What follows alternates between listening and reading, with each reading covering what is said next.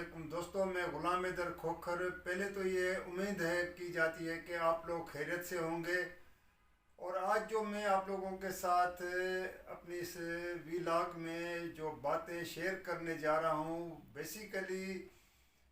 وفاقی حکومت نے لاہور ہائی کورٹ میں توشہ خانہ کے طوائف کے حوالے سے جو گفٹیں ملتی ہیں حکمرانوں کے، اس کے تفصیلات پیش کرنے سے وہاں پہ انکار کر دیا ہے کہ اگر ہم نے یہ تفصیلات پیش کر دیے تو ان ممالک کے ساتھ، ان ملکوں کے ساتھ جو ہے نا ہمارے تعلقات خراب ہو جائیں گے۔ چلیں جی، اگر یہ بات تھوڑی دیر کے لیے مان بھی لی جائے کہ اگر ان کے تعلقات خراب ہو جائیں گے، تو کیا یہاں پہ سب سے بڑا سوال یہ اٹھتا ہے، بلکہ پیدا ہوتا ہے، کہ اسی پی ڈی ایم کی حکومت نے جب سابق وزیر اعظم عمران خان کو اپنے دور اقتدار میں، جب اس کو سعودی عرب سے، باقی ملکوں سے جو اس کو گفٹیں ملی تھی، جس میں سعودی عرب کے بادشاہ کی طرف سے، ولی عہد کی طرف سے اس کو ایک گھڑی اور باقی چیزیں ملی تھی جو عمران خان نے بھیج دی تھی، یعنی وہ اس نے توشہ خانہ سے اس کی قیمت لگا کے پھر اس نے جا کے مارکیٹ، جو کہتے ہیں کہ جی اسلام آباد میں، کبھی کہتے ہیں دبئی میں، کہیں پہ بھی اس نے بھیج دی تھی، تو اس کو کس طرح حکومت نے جو ہے نا پوری دنیا میں اس کا جو ہے ایک اس کے خلاف کیمپین بھی چلائی اور اس کو بدنام کیا۔ تو کیا اس وقت عمران خان کے حوالے سے حکومت کو یہ یاد نہیں آ رہا تھا، یا یہ احساس نہیں ہوا کہ اگر ہم یہ کر رہے ہیں تو ہمارا تو ایک پرانا دوست اسلامی ملک سعودی عرب ناراض ہو جائے گا؟ اس وقت تک حکمرانوں کو اس چیز کا پتہ نہیں تھا، یا یہ اپنے آپ کو معصوم سمجھ رہے؟ بیسیکلی بات یہ ہے کہ حکومت نے، جو موجودہ حکومت شہباز حکومت ہے، اس نے جو لاہور ہائی کورٹ نے کہا کہ ہمیں توشہ خانہ کے پاکستان کے قیام سے، لیکن 75 سال سے جتنے بھی حکمران ہیں، چاہے صدر کے عہدے پہ رہے ہیں، وزیر اعظم کے عہدے پہ رہے ہیں، باقی جو عہدوں پہ رہے ہیں، تو ان کے جتنے بھی ملکوں سے یہ گفٹیں ملی ہیں جو توشہ خانہ میں جمع ہوتی ہے، بعد میں وہ حاصل کی جاتی ہے، تو اس کے تفصیلات پیش کیے جائے تاکہ اس قوم کو پتہ چلے۔ اور یہ عوام کا رائٹ بنتا ہے کہ جن حکمرانوں کو یہ ووٹ دے کر جب یہ ان کو اقتدار میں لاتے ہیں، ان ایوانوں میں بھیجتے ہیں، تو ان کو پتہ ہونا چاہیے کہ ہمارے حکمران جب یہ نمائندے بن کے حکمران ہوتے ہیں، تو ان کو جو طوائف وہ گفٹیں ملتی ہیں، وہ کس طرح وہ حاصل کرتے ہیں۔ تو اب حکومت نے یہ جو ہے نا ایک وہ ہاتھ کھڑے کر دیے کہ جی ہمیں ان ملکوں سے جو ہے نا تعلقات خراب ہو جائیں گے۔ تو بات جو میں کہہ رہا تھا کہ اصل جو سبب ہے وہ بیسیکلی یہ ہے، جو اس وقت پی ڈی ایم حکومت ہے، ان کو یہ ہے کہ اگر وہ تفصیلات پیش کرتے ہیں تو اس میں نواز شریف 3 مرتبہ اس ملک کے وزیر اعظم رہے ہیں، اس کو ملے ہیں۔ محترمہ بینظیر بھٹو 2 مرتبہ وزیر اعظم بنی، اس کو گفٹیں ملی ہیں۔ اس طرح باقی جتنے بھی ہیں، اگر ہم پرویز مشرف کا جنرل کا دور لے لیں، اس کو ملی، شوکت عزیز، ظفر اللہ جمالی، محمد خان جونیجو، یسر رضا گیلانی، اس سے پہلے جنرل ضیاء الحق، پھر پریزیڈنٹ میں آئے تو فاروق لغاری، ممنون حسین، رفیق تارڑ، کس کے آصف زرداری، کس کے میں آپ کو نام گنواؤں کہ جن کو نہیں ملے۔ ضیاء الحق کے دور میں جو 11 سال رہا، اس کے پہلے جو مارشل تھی ایوب خان کی، یحییٰ خان، جتنے بھی حکمران رہے ہیں سب کو ملے ہیں۔ بلکہ میری انفارمیشن یہ ہے، کیونکہ میں نے اس پہ کام بھی کیا، اور جب اسلام آباد میں ہم رپورٹنگ میں کرتا تھا اخبار میں، ایون میں خود کافی حکمرانوں کے ساتھ، جس میں پرویز مشرف ہو، شوکت عزیز ہو، ظفر اللہ جمالی ہو، یسر رضا گیلانی ہو، نواز شریف ہو، ان سب کے ساتھ میں بہت سے ممالک کے دوروں پہ گیا ہوں، تو وہاں پہ ان کو وہ گفٹیں ملتی ہیں،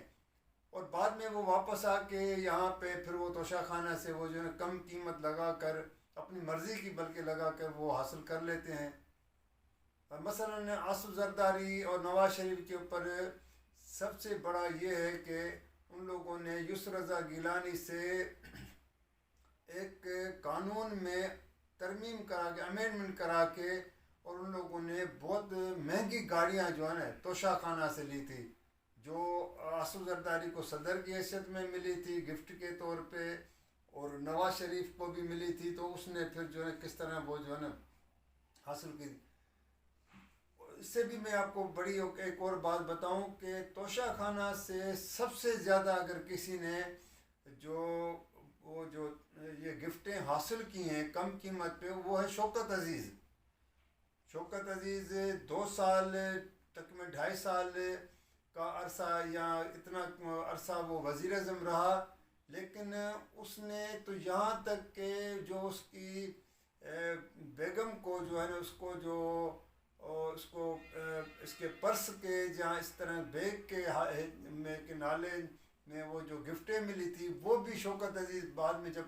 وزیر اعظم کے عہدے سے اترے تھے اور یہاں سے ملک سے باہر واپس جا رہے تھے، تو وہ بھی لے کے چلا گیا۔ تو بات یہ ہے کہ یہ حکمران اس قوم کے ساتھ باتیں تو بڑی کرتے ہیں کہ ہم اس قوم کے ساتھ سچے ہیں، ہم کوئی بات نہیں چھپاتے ہیں، جبکہ اب وقت آ گیا ہے کہ بھئی آپ اس قوم کے ساتھ سچ بولو، اور عوام کو پتہ چلنا چاہیے کہ ہمارے حکمران جو رہے ہیں ماضی میں ہیں یا ابھی ہیں، ان کو کس کس ملک نے کون کون سے گفٹیں تحائف دیے ہیں، تو وہ جو ہے نا پتہ چلے۔ اس پہ آ کے یہ چھپ گئے۔ اب وہ بہانہ کس کا لے رہے ہیں کہ ہمارے اس ملک کے ساتھ جو ہے نا تعلقات خراب ہو جائیں گے، تو یہ صرف بہانہ ہے بیسیکلی۔ جتنا ہو سکا تھا وہ عمران خان کو گھڑی کے پر جو ہے نا جتنا بدنام کرنا تھا وہ کر لیا۔ میں نے تو پہلے بھی کہا تھا کہ عمران خان کو آپ جتنا لتاڑنا ہے لتاڑو، اس کو جتنا تنقید کا نشانہ بناؤ، لیکن بات ہے کہ اس قوم کے ساتھ، عوام کے ساتھ، 22 کروڑ عوام کے ساتھ تو سچ بولو۔ جب بات آتی ہے ان کے اپنے اوپر، ان کے مفادات کی، تو کس طرح وہ جو ہے نا اکٹھے بھی ہو جاتے ہیں اور قوم کو بتاتے ہیں، عوام کو رونا روتے ہیں کہ دیکھیں یہ ظلم ہو گیا، فلاں ہو گیا، اور جب چیزیں ان کو اوپن کرنی چاہیے عدلیہ کہتی ہے، تو وہاں پہ آ کے پھر وہ ایک تعلقات خراب ہونے کا جو ہے نا وہ ایک سہارا لیتے ہیں کہ جی اس سے تو بڑے ہمیں نقصانات ہو جائیں گے۔ کہ آپ کو پہلے پتہ نہیں ہے کہ کن ملکوں کے ساتھ آپ کے تعلقات خراب ہو سکتے ہیں یا نہیں ہو سکتے؟ تو دوستو، یہاں پہ صرف بات ہے ذاتی مفادات کی، کہ ان کو اپنے ذاتی مفادات کو تحفظ کرنا ہے، ان کو دیکھنا ہے۔ یہ نہیں ہوتا ہے کہ عوام کیا سوچے گا۔ عوام تھوڑی دیر کے لیے یہ چیزیں سنے گا، جیسے ابھی میں آپ سے شیئر کر رہا ہوں، آپ بھی سنیں گے، اس کے بعد آپ کیا کر سکتے ہیں۔ اس لیے اب چاہیے ملکی اعلیٰ عدلیہ سپریم کورٹ کو کہ اس کا باقاعدہ ایک سو موٹو نوٹس لے، چیف جسٹس کو چاہیے، اور اس پہ باقاعدہ حکومت سے کہے کہ تمام تفصیلات جتنے بھی صدور رہے ہیں اس ملک کے، جتنے بھی جو ہے نا وزیر اعظم رہے، ایون جو فوجی سربراہ رہے ہیں، جتنے بھی، چاہے وہ مارشل لا کے دور میں ڈکٹیٹر ضیاء الحق ہو، ایوب خان ہو، پرویز مشرف ہو، یا باقی جو فوجی جنرل ہیں، ان سے بھی تفصیلات لینے چاہیے تاکہ قوم کو پتہ چل سکے۔ تو دوستو، یہ کیونکہ میں صرف مختصر آج اسی ایشو پہ بات کرنی، ویسے تو جو ایک امپارٹنٹ بات آ رہی ہے کہ حکومت جو ہے ایک جو ہے آرڈیننس کی شکل میں اس قوم کے اوپر بڑے ٹیکسز جو ہے لگانے جا رہی ہے۔ آئی ایم ایف کے کوئی اتنی جو ان کی ڈیمانڈ ہے، تو وہ تو کہتے ہیں کہ بہت ہی ایسے ٹیکس لگانے جا رہے ہیں، ڈائریکٹ انڈائریکٹ ٹیکسز کا، جس کا تو کوئی اندازہ بھی نہیں کر سکتا ہے۔ لیکن کیونکہ اس پہ میں تفصیلاً آپ سے کسی اور اگلی ویڈیو میں آپ سے بات کروں گا، تو آج میرا صرف یہ فوکس تھا توشہ خانہ کا۔ تو دوستو، اگر یہ یہ ویڈیو آپ لوگوں کو پسند آئے تو آپ اس کو لائک بھی کیجیے گا، شیئر بھی کیجیے گا،